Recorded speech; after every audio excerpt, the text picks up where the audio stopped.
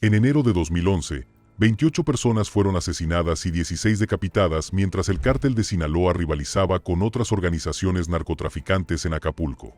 Pero el Chapo y sus hombres se atribuyeron estos asesinatos, desatando una ola de violencia que les cambió la situación y cambió el curso de sus vidas para siempre. Desde la violencia de Chiapas hasta la zona roja de Acapulco, estas son las 5 guerras de cárteles más mortíferas de todos los tiempos. Número 5. Violencia de Chiapas. La violencia en el estado mexicano de Chiapas se libra entre los dos pesos pesados del país, el cártel Jalisco Nueva Generación y el cártel de Sinaloa. Es como si Roman Reigns se enfrentara a Brock Lesnar en WrestleMania. La única diferencia es que la batalla no termina con un cinturón de campeonato. Esto deja un rastro de sangre y miedo.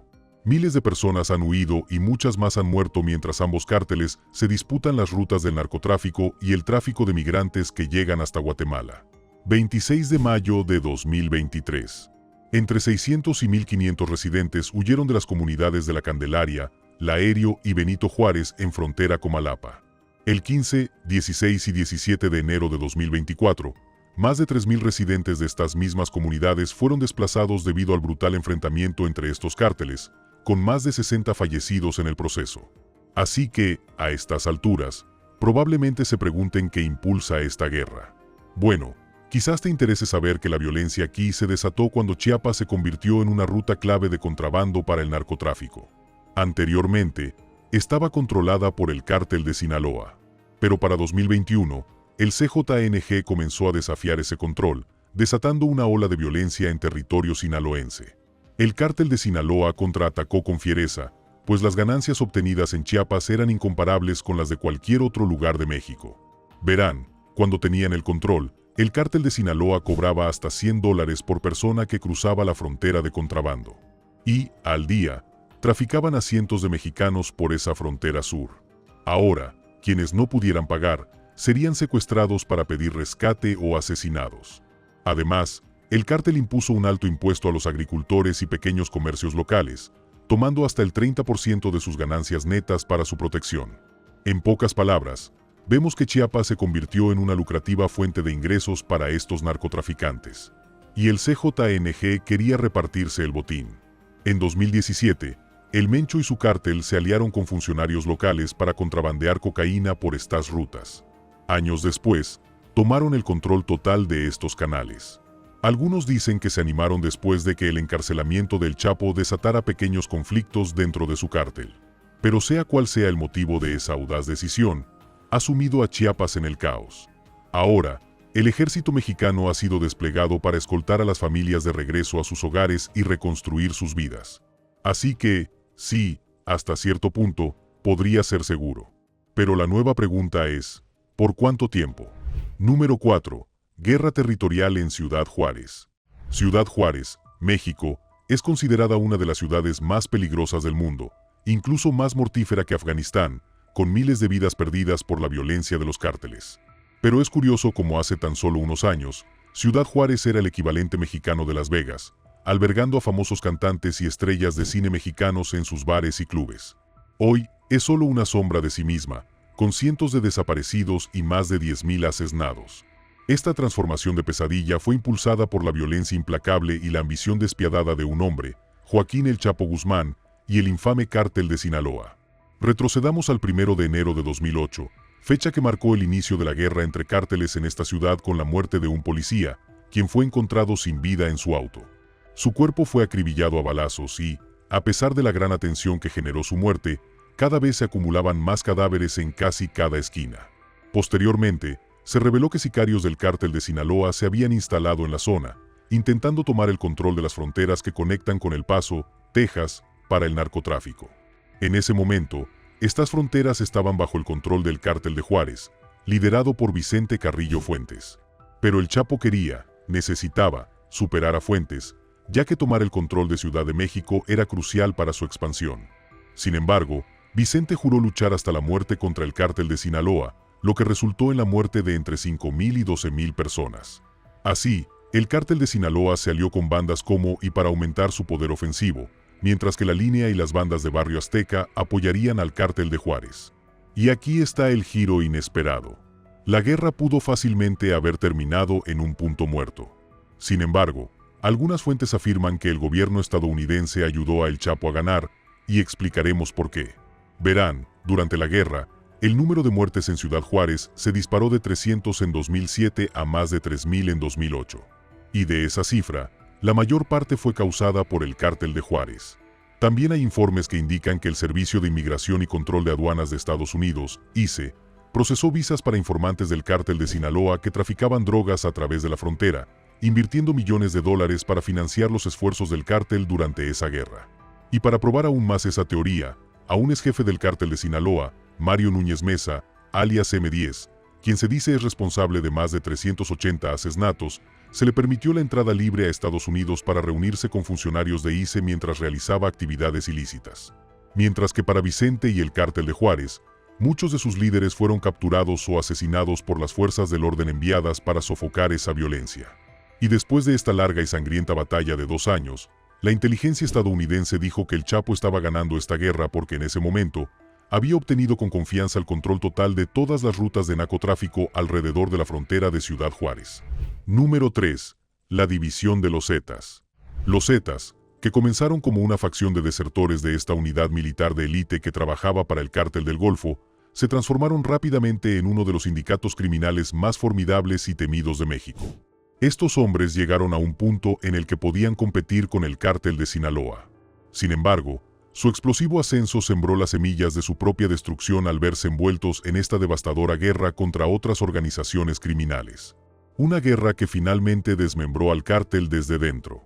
En 1997, se produjo un cambio drástico cuando 31 miembros de élite del Grupo de Fuerzas Especiales Aerotransportadas del Ejército Mexicano desertaron y se convirtieron en sicarios del Cártel del Golfo, bajo el mando del OCL Cárdenas Guillén.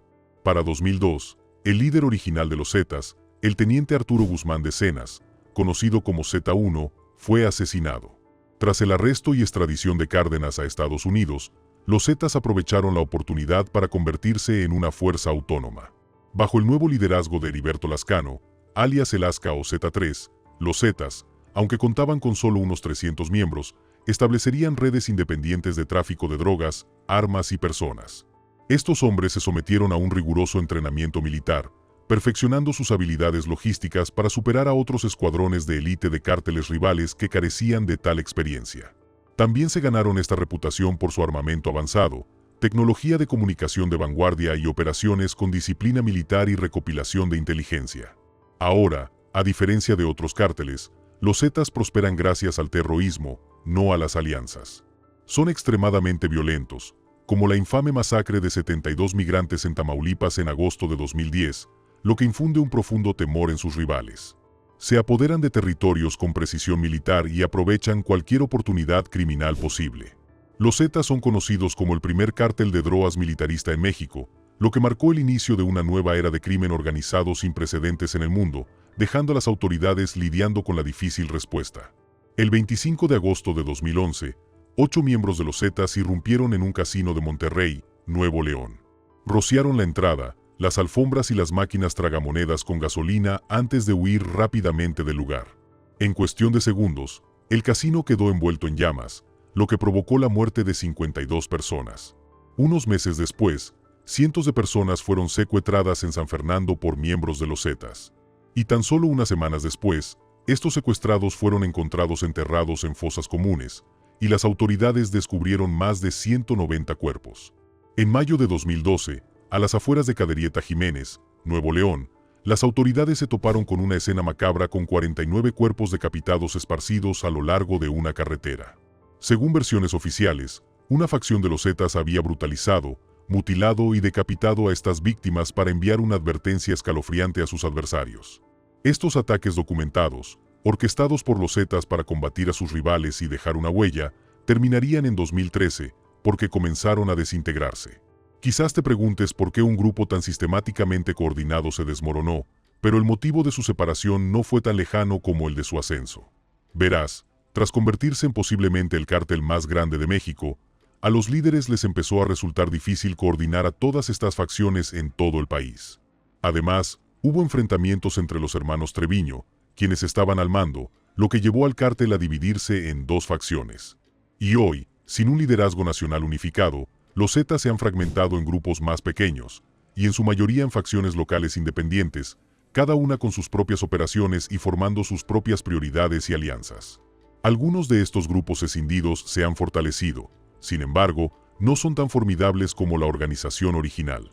Y aunque aún conservan cierta influencia, carecen del potencial de una fuerza para la que el gobierno mexicano no estaría preparado. Número 2. Zona de guerra en Acapulco.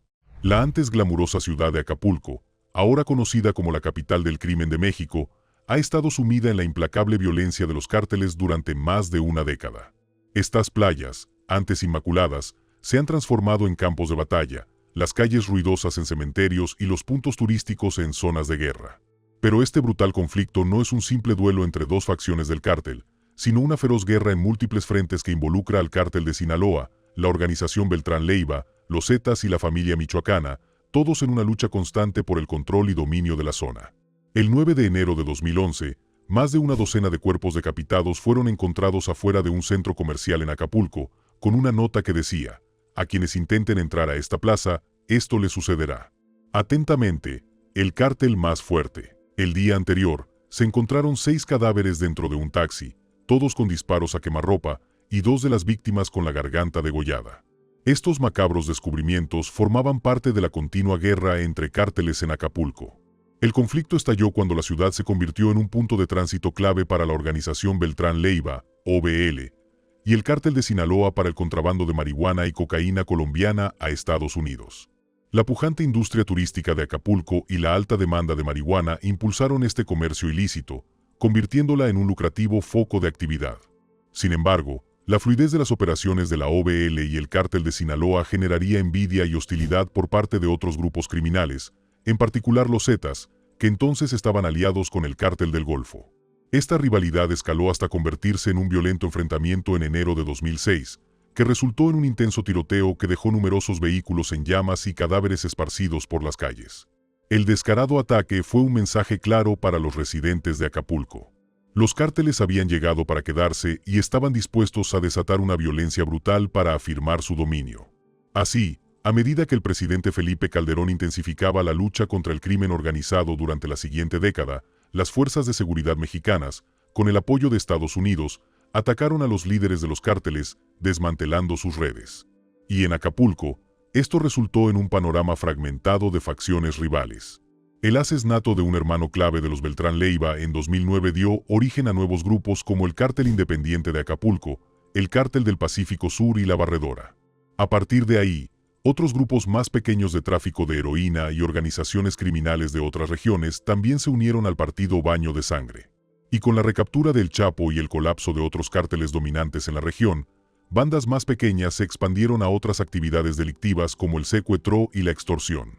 Este aumento de la delincuencia ha obligado a cerrar aproximadamente 2.000 negocios y ha alejado a aún más residentes y turistas de la zona. Pero ¿cómo es Acapulco hoy? Bueno, hoy en día, la violencia en Acapulco afecta a una amplia gama de víctimas. Tenemos personas atrapadas en enfrentamientos entre pandillas, dueños de negocios que se resisten a las extorsiones, y quienes, sin darse cuenta, cruzan territorios de pandillas rivales. Es seguro decir que la guerra en Acapulco continúa. Y aunque la tasa de homicidios ha disminuido desde su pico de más de 900 homicidios al año hasta 2016, estos asesinatos aún ocurren, y a un ritmo alarmante. El futuro sigue siendo incierto, sin un final claro a la vista. Número 1. La división de Sinaloa. 2008, un feroz conflicto estalla entre la organización de los Beltrán Leiva y el cártel de Sinaloa, marcando el violento final de la Federación, el megacártel más poderoso de México. Esta división conmocionó a México no solo por las miles de fallecimientos, sino también por la traición de los hermanos Beltrán Leiva contra el Chapo. Sin embargo, el Chapo logró sortear esta división a su favor, convirtiendo a su cártel en la organización criminal más influyente de la región. Y así lo hizo. En la década de 1980, el Chapo y los hermanos Beltrán Leiva, Alfredo, Arturo, Carlos y Héctor, se adentraron en el negocio del narcotráfico de forma similar. Todos comenzaron como sicarios y distribuidores del cártel de Guadalajara. Alfredo Beltrán Leiva, el menor de los 4 hermanos, mantuvo una relación sentimental con la prima del Chapo, y durante su encarcelamiento en 1993, Los hermanos lo apoyaron llevándole maletas con dinero en efectivo, lo que posteriormente facilitaría su escape en 2001. Para 2002, los Beltrán Leiva también desempeñarían un papel importante cuando Guzmán unió a 25 importantes facciones del narcotráfico para formar la Federación, una coalición destinada a traficar drogas hacia el norte y expulsar al cártel del Golfo del Este. También estuvieron involucrados cuando los conflictos internos con el cártel de Juárez provocaron la fractura de la Federación en 2004. Y a pesar de las tensiones emergentes, Alfredo, Arturo y Héctor, conocidos por las autoridades como los Tres Caballeros, siguieron siendo centrales en las redes de narcotráfico y corrupción de Sinaloa hasta que ocurrió algo siniestro. En 2007, comenzaron a circular rumores de una alianza entre la OBL y los Zetas. Los Zetas se estaban desvinculando del control del cártel del Golfo, y a pesar de las tensiones históricas, su dominio de la costa este complementaba el control de la OBL sobre la costa oeste. Al mismo tiempo, también corrían rumores de que Guzmán y sus discretos colaboradores estaban descontentos con la fama de los hermanos Beltrán Leiva.